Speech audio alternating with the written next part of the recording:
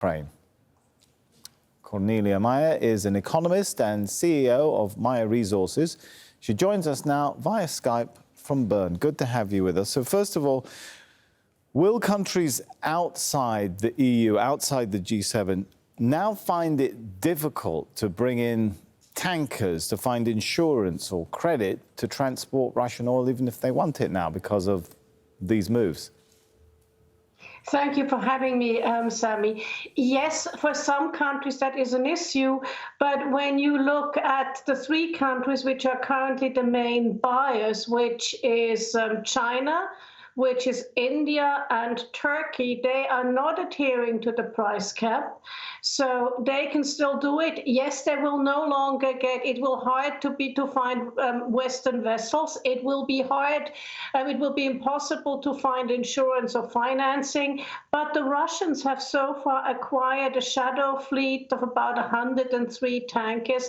The Chinese smaller refiners have their own fleet, and there's a Russian reinsurance company who will give some modicum of insurance. It will never be as good as the Lloyd's of London Club, but some modicum. So oil will continue to flow, and it will continue to flow to mainly Asia. We have seen that ever since the war started, that whereas Europe was a really substantial buyer of Russian crude, seaborne crude as well. It has all gone to China and to India. India came out of nowhere to being the second largest buyer of Russian crude. All right, if we break this down, because it is quite complicated, but basically on the one side you've got the G7, the EU saying they're not going to buy Russian oil and they don't want anyone else to be involved in buying Russian oil if it's more than $60 a barrel. And now you've got the Russians saying, we're not going to sell to anyone who agrees to any such condition. What is that going to do ultimately to prices then? Does that mean that prices are going to come down, or it's going to be good for you if you still want to buy Russian oil? It's going to help you to negotiate prices down? Well, what has happened so far is that the Chinese and the Indians and also the Turks, because they've been, they're a smaller pool of buyers, they have a bigger bargaining power. They've so far bought Russian crude at vast discounts, which are below actually the $60. So it's more for other countries that this would matter. Where I look at oil prices as a whole is now that China is opening, they're bound to come up, because even if there's a lot of Russian crude coming in, Russia will maybe produce about 500 barrels a day less, or up to 1 million barrels a day less. But if China, let's say, goes up and suddenly consumes 2 million barrels a day more because they're opening up and people are traveling again, then we are in a very tight market, and that will mean that oil prices will come up. As for Russian crude, they will still, have to negotiate with their few buyers that they still have, which are substantial buyers. But because they're substantial buyers and so few, they have huge bargaining power.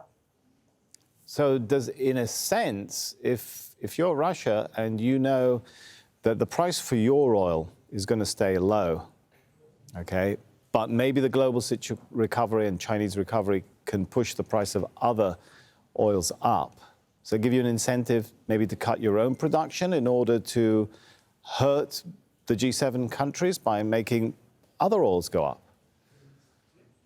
I don't think so. I think it's more a matter of, because they still need the revenue, right? You look at Russian revenues; they're quite substantial. About 60% of revenues come from energy and minerals and so on. So that doesn't make sense. But it means that we will see. Maybe it pushes that price level. If prices go up a lot, it may push that price level for Russian crude to India and China up a wee bit. But all in all, what the price cap has done and what the situation has done, it's given the consumers of Russian crude huge bargaining power. Giving them good bargaining power, no doubt. What about maritime security? Is that going to be impacted? That is my big concern. Because what you've seen, the shadow fleets, the Russians have not gone out and bought the latest, the newest vessels.